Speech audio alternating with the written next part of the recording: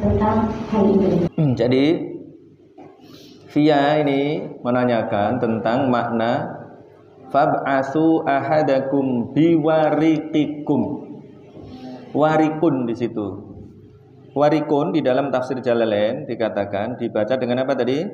Jadi kata biwariqikum di sini ini karena bisukunir ra wa kasriha berarti bisa dibaca biwariqikum, bisa dibaca biwarqikum. Jadi warqun dan warikun. Kemudian coba cek di surat Al-An'am ayat 59 di Quran kalian halaman 134. Wa indahu mafatihul ghaibi la ya'lamuha illahu wa ya'lamu ma fil barri wal bahr wa ma tasqutu min waraqatin illa ya'lamuha wala habbatin fi dhulumatil ardi wala radbin wala yabisin illa fi kitabim mubin. Itu ada kata waraqatun, ya, wa ma tasqutu min waraqatin. Waraqatun di situ artinya adalah sehelai daun. Makanya ini banyak orang yang menggunakan pengertian ayat ini sebagai argumentasi menjadi orang yang fatalistik. Karena sehelai daun aja sudah ditentukan gitu. Ini pembicaraan tentang apa? Tentang pengetahuan Allah. Wa indahu mafatihul ghaibi la ya'lamuha illahu. Tentang ilmu Allah. Ini bukan soal takdir ini. Jadi Allah tahu kalian nanti akan begini, begini. Tahu. Tetapi itu bukan takdir Allah. Waraqatun di situ artinya adalah daun. Ya, sementara warikun atau warqun tadi itu akar katanya sama. Hurufnya adalah wawu, ra dan qaf. Yang satu artinya daun, tetapi yang sini yang di surat Al-An'am 59 artinya adalah daun, tetapi yang di surat Al-Kahfi seringkali oleh para ahli tafsir juga terjemahan kalian diartikan dengan uang logam. Uang logam itu gimana? Bentuknya gimana? Lempeng kan? Lempeng bulat lah, kira-kira begitu. Lah daun bentuknya gimana? Lembaran. Mirip-mirip di situ. Lagi itu jangan heran. Berarti bisa dua-duanya juga. Nah, memang perlu diriset lebih jauh apa sesungguhnya makna kedua-duanya. Tetapi kalau yang satu diartikan dengan daun, yang satu diartikan dengan uang logam, masih masuk akal gitu. Kenapa begitu? Karena di dalam Al-Qur'an banyak sekali kata ya yang berbeda diartikan sama. Ada satu kata bukan hanya memiliki makna yang berbeda, tetapi memiliki makna yang bertentangan. Oke, itu kan baru kemarin itu. Coba bandingkan itu. Kata adl di dalam surat Al-An'am ayat 1. Alhamdulillahilladzi khalaqas samawati wal arda wa ja'alaz zulumati wan nur tsummal ladzina kafaru bi rabbihim ya'dilun. Adl di situ diartikan dengan syirkun. Maka ya'dilun di situ diartikan dengan yusyrikun. Tsummal ladzina kafaru bi rabbihim yusyrikun. Gitu. Kemudian kita temukan lagi ada di ayat lain. Innallaha ya'muru bil adli wal ihsan. Nah, adl di situ justru artinya adalah at-tauhid. Kalau di tafsir Jalalain diartikan dengan at-tauhid. Ya. Kalau dalam konteks teologis at-tauhid, kenapa al-adl di situ maksudnya adalah menempatkan Allah pada posisi yang sesuai dengan statusnya, proporsional di situ. Keadilannya adalah keadilan distributif. Sementara yang ada di surat Al-An'am keadilannya adalah keadilan komutatif. Jadi setara itu, adilnya itu adalah adil yang setara. Sementara yang dimaksudkan adil di dalam surat An-Nahl ayat 90 adalah keadilan distributif. Allah adalah Tuhan, maka posisinya adalah posisi tertinggi. Sementara yang lain Karena bukan Tuhan, maka ditempatkan sebagai bukan Tuhan. Maka al-adl di situ, innallaha ya'muru bil adli, al-adl di dalam surat An-Nahl ayat 90 artinya adalah at-tauhid. Atau juga bisa diartikan secara umum, al-adl itu artinya berbuat adil, baik dalam konteks tauhid maupun di dalam konteks non tauhid, konteks hukum, ya, kemudian muamalah dan lain sebagainya. Kalian diperintahkan untuk berbuat adil. Paham ini? Loh, sama-sama ini, sama-sama kata-kata yang digunakan berasal dari kata al-adl. Dan banyak itu, misalnya apa? Ya ayyuhalladzina amanu kunu qawwamina lillahi syuhada'a bil qist wa la yajrimannakum shana'anu qaumin ala alla ta'dilu i'dilu huwa aqrabu littaqwa. Nah, itu adalah ayat yang menjelaskan bahwa adil konteksnya adalah kehidupan sosial, kehidupan di dalam konteks hukum itu, ya, konteksnya adalah hukum. Jadi ada ayat yang berbicara tentang adil tapi konteksnya teologis, dan konteks teologis itu menunjukkan bahwa ada orang-orang yang berbuat adil, tetapi adil yang dimaksud di situ adalah syirik. Itu di surat Al-An'am ayat 1. Kemudian ada surat An-Nahl ayat 90 yang menunjukkan bahwa kata yang sama al-adl justru artinya adalah satu, at-tauhid. Al-adl di situ artinya adalah at-tauhid dalam konteks teologi. Kenapa al-adl disebut dengan at-tauhid? Karena makna yang ada di situ, makna keadilan yang ada di situ bukan keadilan sebagaimana di dalam surat Al-An'am yang keadilannya adalah keadilan komutatif, tapi yang ada di surat An-Nahl ayat 90 adalah keadilan distributif, menempatkan pihak-pihak yang disebut itu secara proporsional. Allah karena Tuhan, maka diposisikan sebagai Tuhan. Sementara yang bukan Tuhan, ya tidak dijadikan sebagai Tuhan. Itu al-adl, konteksnya adalah distributif. Innallaha ya'muru bil adli.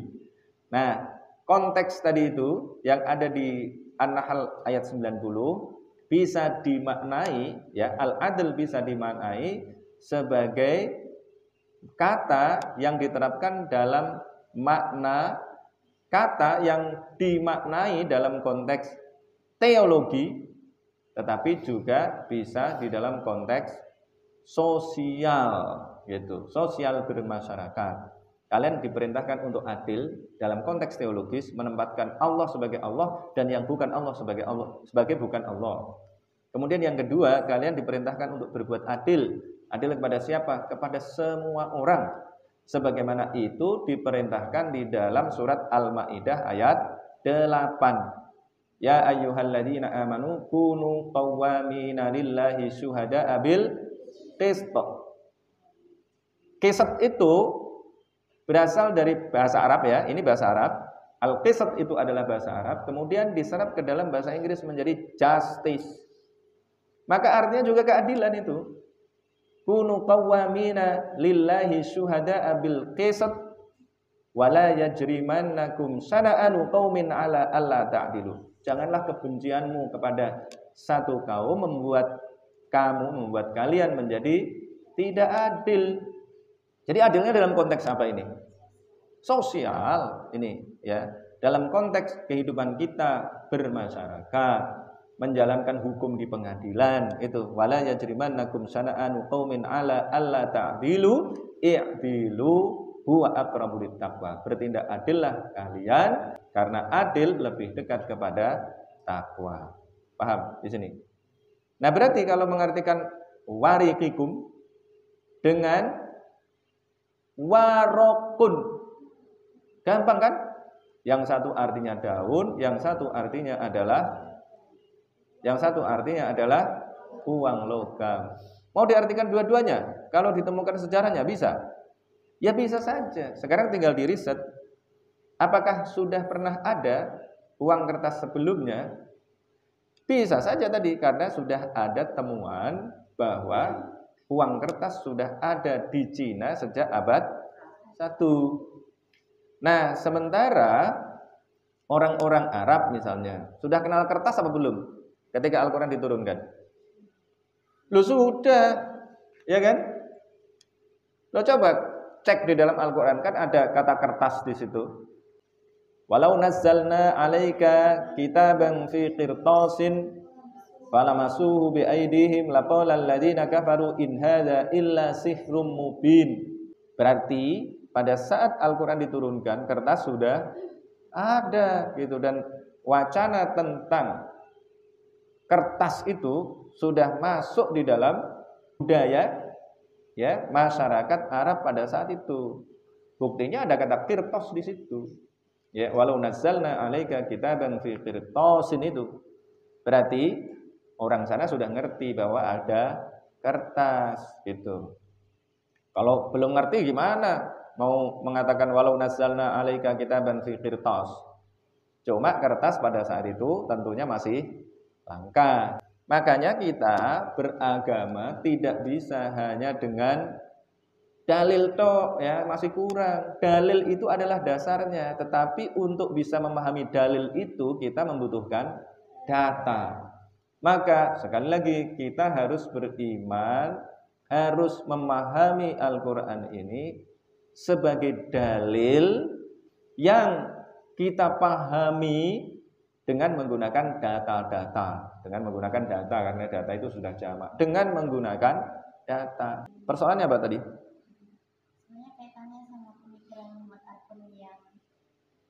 Ya, berarti kan jadi terbuka. Jadi benar yang dikatakan Al-Quran dalam konteks ini ya. Nah, jadi sama dengan pemikiran Fazlur Rahman tadi malam. Fazlur Rahman mengatakan bahwa Al-Quran bukan kitab hukum. Tapi harus hati-hati kalau mengatakan bahwa Al-Quran bukan kitab hukum, itu harus hati-hati karena tetap ada ayat-ayat yang harus jadi hukum. Tetapi ada banyak sekali ayat yang mestinya dia adalah spirit moral, tetapi kemudian dianggap kitab hukum, dianggap sebagai ayat hukum. Nah itu yang salah.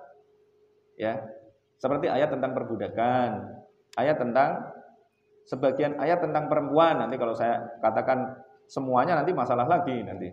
Ya, tentang perkawinan itu ayat hukum.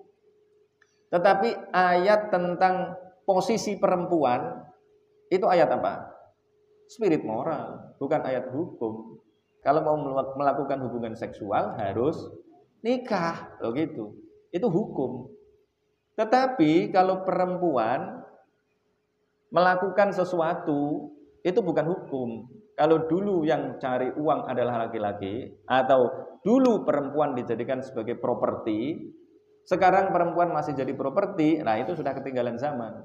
Itu yang tadi malam kita diskusikan bahwa Al-Quran yang tadinya progresif atau Al-Quran yang semangatnya adalah semangat kemajuan, progresivitas, melakukan perubahan untuk kemanusiaan yang adil dan beradab, tetapi kemudian Al-Quran justru menjadi penghalang untuk progresivitas, ya. Paham ini? Ya, harus ditangkap dengan baik. Nah, ini juga sama, ya. Arkun mengatakan Al-Quran adalah korpus terbuka. Ini faktual nih. Misalnya di sini, fab'atsu ahadakum biwariqikum. Di sini ditafsirkan dengan bifiddotikum. Kalau ternyata dulu ada uang kertas, tetapi orang yang menafsirkan ini tidak tahu, maka ya penafsirannya yang salah gitu loh. Iya kan? Penafsiran yang salah itu banyak sekali. Ya, kita sudah sering menemukan, makanya kalian bertugas untuk menemukan yang sudah maju-maju ini, yang dulu penafsiran yang ada di sini kita kritik, kalian kumpulkan, karena nanti akan kita tulis sebagai bahan untuk menulis buku evaluasi terhadap kitab-kitab yang mapan di pesantren, tetapi ternyata di dalamnya terdapat miskonsepsi, ya, terdapat kekeliruan, terdapat pemahaman-pemahaman yang sudah tidak relevan misalnya.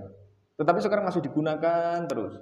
Nah, itu yang menyebabkan konservatisme, yang menyebabkan umat Islam jadi tidak maju.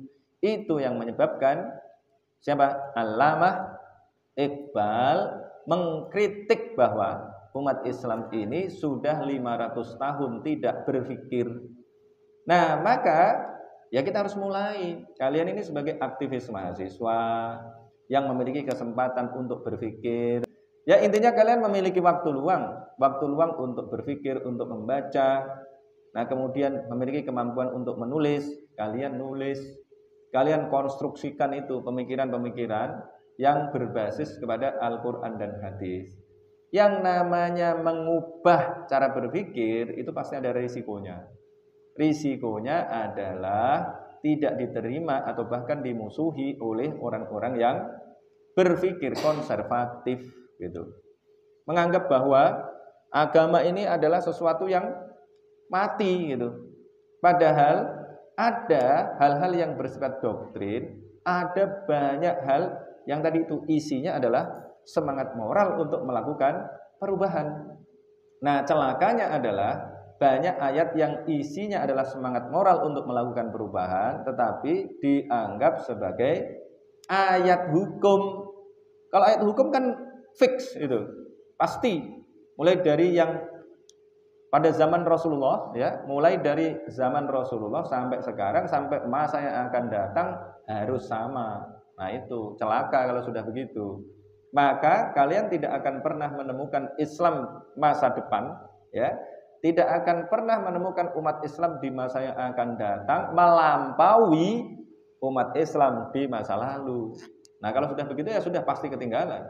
Sementara manusia di masa yang akan datang adalah manusia yang memiliki dinamika jauh lebih besar, gitu.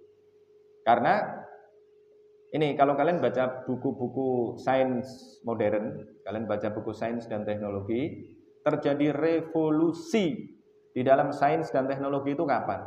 Baru 500 tahun yang lalu. Sebelumnya kalian perang, kalian menangkap sesuatu pakai apa?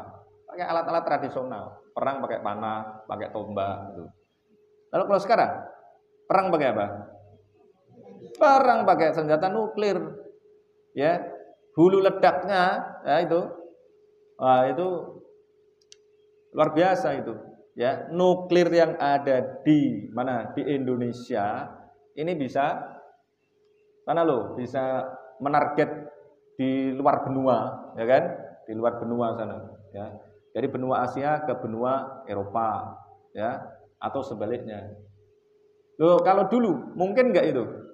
Nggak mungkin, ya. Sekarang ini sudah terjadi revolusi sains dan teknologi yang luar biasa. Nah, kalau kita masih berpikir seperti orang-orang di masa lalu ya ketinggalan gitu. Nah, kalau dalam aspek ibadah selesai. Maka kalau dalam urusan ibadah udah jangan diotak-atik. Ya, urusan ibadah, cara melakukannya itu jangan diotak-atik. Tetapi kalau urusan-urusan yang selain itu kita harus banyak bid'ah. Kalau urusan ibadah jangan ada bid'ah. Itu yang disebut dengan kullu bid'atin dolalah wa kullu dolalatin finnar. Tetapi kalau urusan yang lain kita harus memperbanyak bid'ah. Kemudian yang jangan kalian lupakan, kita ini adalah orang yang harus betul-betul berpegang pada prinsip berpikir ideologis, berwawasan politis, ekonomis, kemudian bertindak taktis, strategis, dan tetap melakukan yang teknis. Nah, sekarang kita ini melihat ada banyak hal yang sesungguhnya adalah strategi dan taktik. Apa perbedaan antara ideologis dan strategis itu? Atau politis lah ya. Apa perbedaan antara ideologis dan politis strategis? Apa itu perbedaannya? Kalau ideologis itu sama terus. Jadi perspektifnya itu mulai dari zaman Nabi sampai yaumil kiamah ya. Sama. Perspektifnya adalah Al-Qur'an. Tetapi kalau wawasan politis kemudian membuat kita bertindak taktis, strategis, itu berubah. Nah, celakanya seringkali sesuatu yang sifatnya adalah taktis strategis, ya, strategi dan taktik dianggap sebagai ideologi. Misalnya Pak, ideologi kelompok tertentu, misalnya melakukan ini. Padahal yang dilakukan itu dulunya adalah strategi. Yang sering saya katakan tahlilan itu adalah strategi, gitu. Strategi untuk apa? Untuk membuat umat Islam suka pada membaca Al-Quran atau bisa membaca Al-Quran. Karena kalau membaca Al-Quran 604 halaman, ya mereka takut, gitu. Wah, suruh baca banyak sekali. Nah, agar mereka tidak takut, merasa tidak berat, maka diciptakanlah tahlilan, ya. Formulasinya adalah tahlilan. Tahlilan itu hanya membaca Al-Fatihah, kemudian halaman pertama surat Al-Baqarah, kemudian lompat di halaman pertama juz 3 ayat kursi, kemudian kalau mau agak panjang ujung surat Al-Baqarah mulai lillahi ma fis samawati wa ma fil ard. Setelah itu lompat ke belakang baca kulhu 3 kali. Setelah itu baca kul a'udzu birabbil falaq, kemudian kul a'udzu birabbin nas, balik lagi ke depan, muter, tengahnya bolong. Jadi Al-Qur'annya bolong tengahnya seperti kendang, gitu. Itu kemudian dianggap oleh orang-orang tertentu sebagai bid'ah, tapi saya nggak mau menyebut itu sebagai bid'ah. Ya. Kalau toh itu disebut sebagai bid'ah, itu adalah inovasi yang positif, yang baik-baik saja, gitu. Kenapa? Karena membuat orang yang tadinya tidak mau baca Al-Quran kemudian mau mengenal Al-Quran. Tetapi kalau kemudian itu dijadikan sebagai ideologi, ya, kemudian dijadikan sebagai identitas baru, nah itu yang keliru, ya. Maka kalian sering saya bilang, kalian boleh tahlilan, tapi jangan sering-sering, karena level kalian yang aktivis mahasiswa Islam ini mestinya adalah membaca Al-Quran sebanyak-banyaknya, bahkan tidak hanya membaca, tetapi membaca, mengartikan dan menghafalkan. Nah, kalau yang kalian baca hanya tahlilan aja, ya kapan membaca yang lain. Nah, itu yang akan menyebabkan umat Islam ini menjadi ketinggalan. Karena apa? Spiritnya bukan spirit membaca, spiritnya bukan spirit untuk memahami secara keseluruhan. Padahal Al-Quran ini kalau tidak kita pahami secara keseluruhan, tidak kita interkoneksikan antara satu ayat dengan ayat yang lain, maka yang kita dapatkan adalah pemahaman yang keliru, begitu. Itu sudah saya buktikan berkali-kali, ya. Orang memahami Al-Asr salah, ya, memahami kenapa manusia disebut rugi itu hanya dijawab karena tidak memanfaatkan waktu. Padahal surat Al-Kahfi ayat 103 sampai 105 sudah menyebutkan, itu hanya salah satu saja, sudah menyebutkan bahwa rugi justru karena sudah memanfaatkan waktu, sudah beramal yang sangat banyak, begitu. Apalagi yang lain-lain. Banyak sekali, ya, yang sudah kita kaji ini banyak sekali yang menunjukkan bahwa kalau kita tidak memahami Al-Quran ini secara komprehensif dengan menginterkoneksikan antara satu ayat dengan ayat yang lain, satu ayat dengan hadis, ya, memahami hadis juga dengan Al-Quran, maka kita akan mendapatkan pemahaman-pemahaman yang keliru. Nah, ini juga berkontribusi kepada umat Islam menjadi umat yang tertinggal. Kenapa? Karena memahami Al-Quran secara tidak tepat. Kalau memahami Al-Quran secara tepat, pasti umat Islam menjadi umat yang terbaik. Karena itu adalah janji Allah dalam Al-Quran. Al-Quran menjanjikan kuntum khaira ummatin, kalian adalah umat terbaik. Kalau sampai kalian menjadi umat yang tidak terbaik, kalian ketinggalan di dalam sains kalah, di dalam ekonomi kalah, di dalam politik kalah. Ya, terus apa gunanya itu? Ada janji Allah di dalam Al-Quran itu. Ya, IQ kalah, ya. Coba umat Islam ini cek itu negara-negara yang mayoritas penduduknya muslim atau secara formal adalah negara muslim, cek itu IQ-nya berapa. Berarti kan ketinggalan. Padahal IQ adalah juga prasyarat untuk kualitas umat manusia. Kualitas SDM itu diantaranya adalah IQ-nya, gitu. Jangan kamu pikir kalau wah yang penting bukan IQ, yang penting kita ibadah. Ya enggak begitu, ya. Karena IQ sangat diperlukan untuk memahami Al-Quran. Kalau kita bisa memahami Al-Quran, maka ada peluang untuk menerima hidayahnya. Walaupun banyak orang yang IQ-nya tinggi tidak menerima hidayah. Itu. Kenapa? Ya banyak faktor yang lain. Tetapi walaupun sudah menerima Islam, tapi karena apa? Karena ikut-ikutan aja gitu. Ya banyak yang begitu. Maka melihatnya harus komprehensif lagi. Paham ya? Oke. Nah, jadi tadi memahami biwarikikum dengan warokotun tadi itu jadi mudah. Kalau kita memahami ayat-ayat dalam Al-Quran, ada kata yang berbeda tetapi maknanya sama. Contohnya apa? Ya'dilun, adil dengan zulm. Ya, itu dua kata yang berbeda, yang biasanya bahkan diartikan dengan antonim, tapi dalam konteks tertentu justru jadi sinonim. Nah, sebaliknya ada satu kata yang mestinya artinya pasti sama gitu. Tapi ternyata di dalam beberapa ayat kita temukan maknanya justru bertentangan, justru antonim. Nah, sekarang kalau kita mau membuktikan Al-Quran ini sebagai korpus terbuka atau korpus tertutup sebagaimana dikatakan oleh Arkun, ya tinggal kita riset sekarang.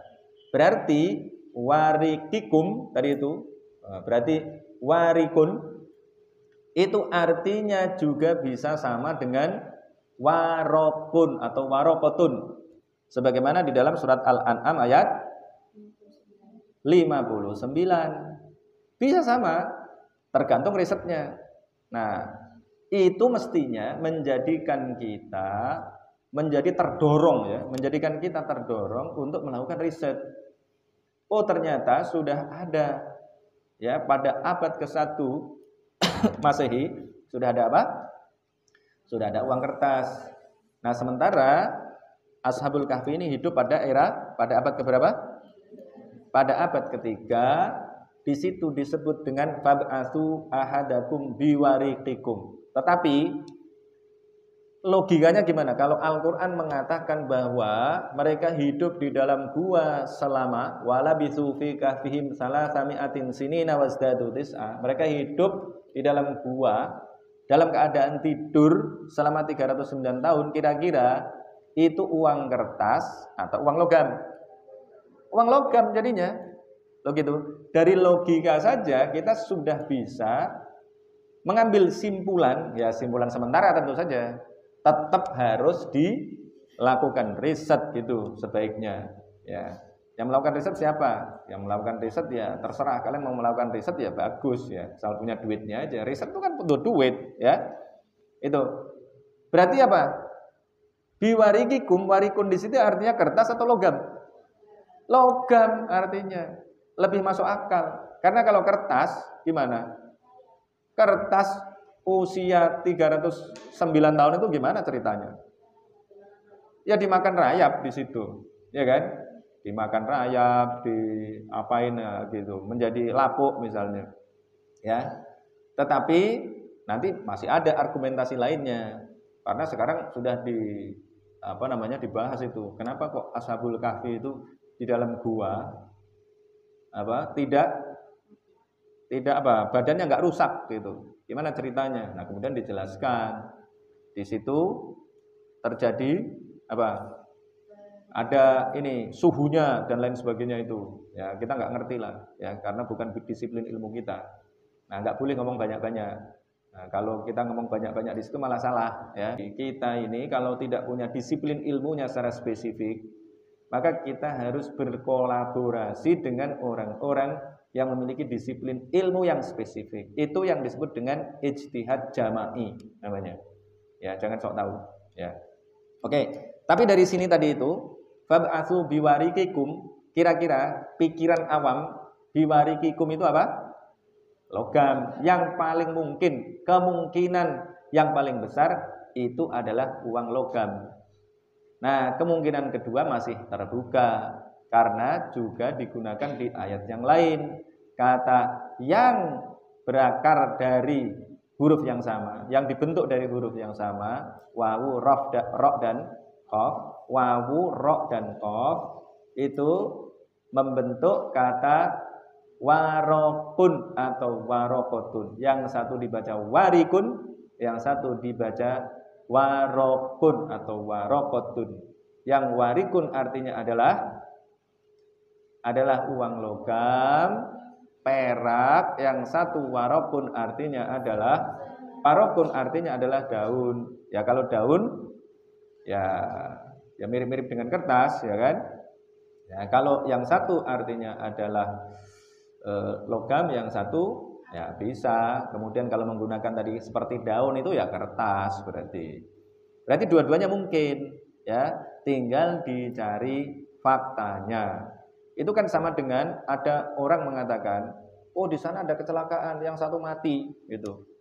Ada orang datang, "Oh, tadi ada kecelakaan, semuanya selamat." Kalau ada dua orang begitu gimana? Yang satu mengatakan, "Oh, tadi ada kecelakaan, yang satu mati." Yang satu mengatakan, "Oh, tadi ada kecelakaan, tidak ada yang mati." Padahal istilah yang digunakan mirip, yang satu mati, tidak ada yang mati. Gimana? Kalau ada begitu gimana? Ya tinggal dicek, kamu riset di sana, kamu cek, ya, kamu pastikan itu ada yang mati apa enggak.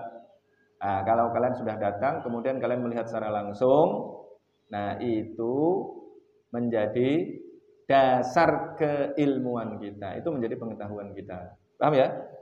Jadi memahami Al-Quran ini kalau komprehensif itu makin mudah sebenarnya, ya, karena makin hari makin ketemu, oh ada kata-kata yang sama tapi artinya berbeda bahkan bertentangan. Tapi ada juga kata-kata yang berbeda maknanya yang biasanya itu kontradiktif tetapi artinya ternyata juga bisa sama begitu, sinonim, ya. Nah, kuncinya apa kuncinya? Kuncinya kalian sering merenungkan Al-Quran. Agar kalian bisa sering-sering merenungkan Al-Quran, maka kalian harus hafal Al-Quran. Nah, kok begitu lagi?